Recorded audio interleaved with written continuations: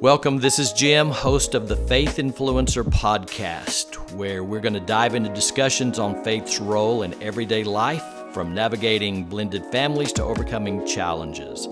I'm a husband, a father, a Bible teacher, an advocate for applying faith to everyday life. So tune in as I share personal stories, valuable insights, and practical wisdom.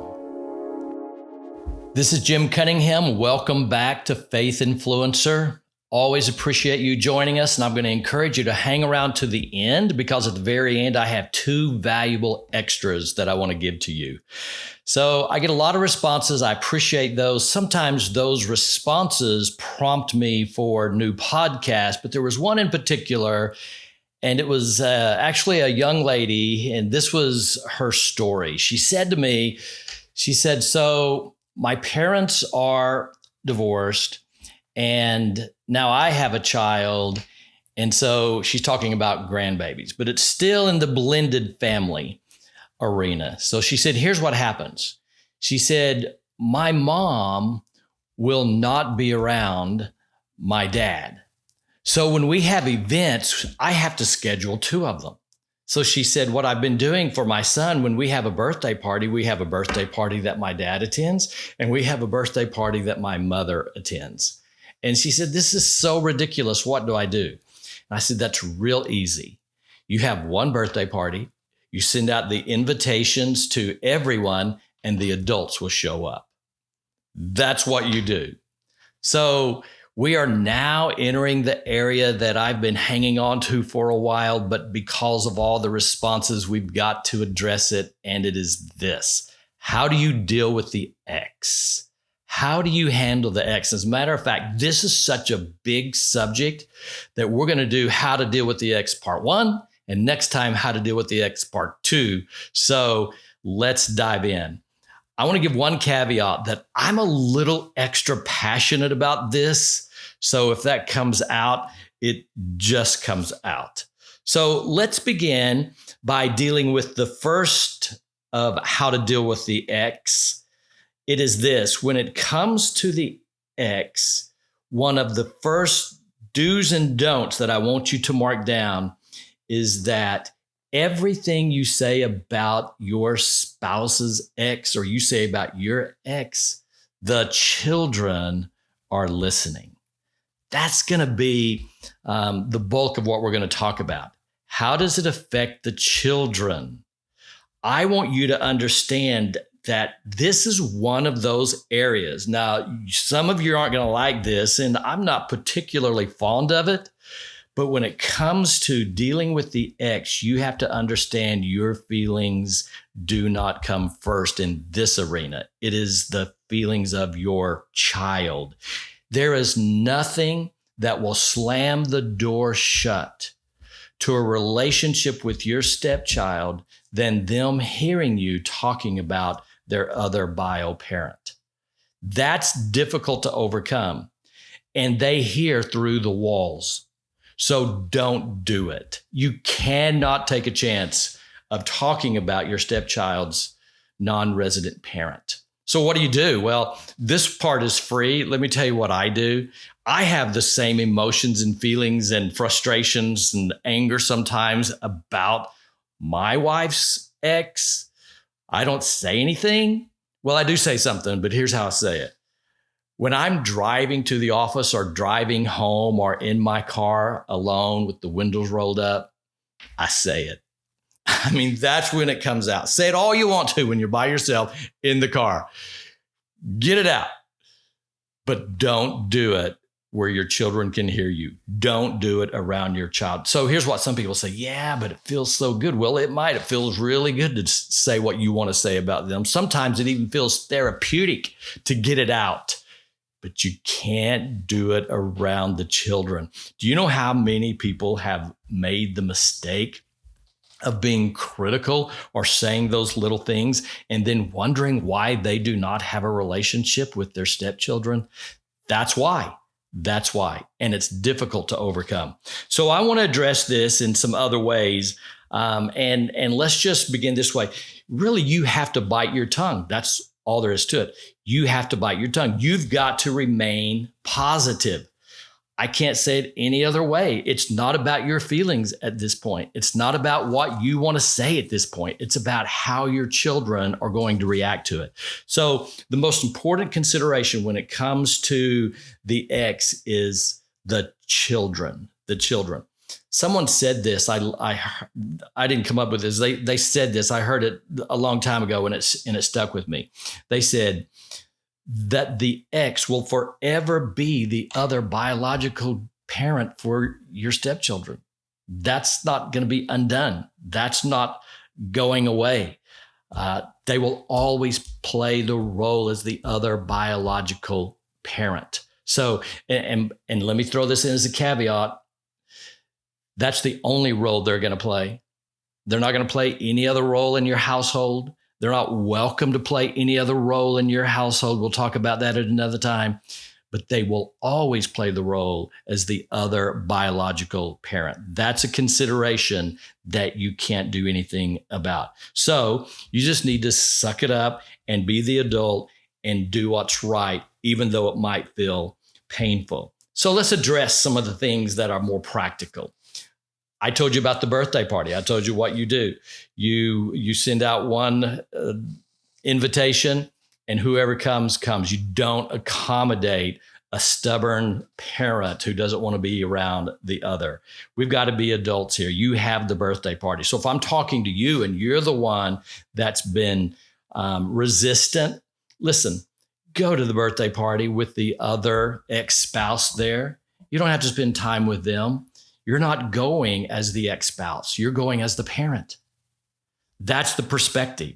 You attend other events. There will be many events that you have to attend. I can tell you, I've been to these and I've been very uncomfortable. The very first one I went to. So my wife and I, we got married. It's both of our second marriage. If you remember, we have his, hers, and later ours. But her children were younger, 4 and 8, and it was a birthday party. And it wasn't so much that her ex that made this extremely uncomfortable. It was the ex-mother-in-law that made it extremely uncomfortable. I had never met any of them.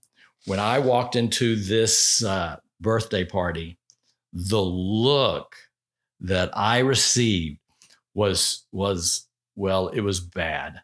So what do? Well, I was there for the kids. I was there to support them. I know how it can be uncomfortable, and there's nothing you can do. Being the ex-spouse or being the one who married is irrelevant. This is about the children. So each time you head to the door, and each time you're going to go off to one of these events, or you're going to go to a ball game, whatever it is, remind yourself this event is not about you. It's not about the ex. It's not about the new spouse. Your feelings do not even come into play here. It is about the role of the parent.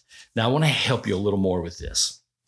So, I want you to think about rephrasing this. I want you to change your perspective on how you look at this. I want you to redefine your relationship with the ex partner, okay?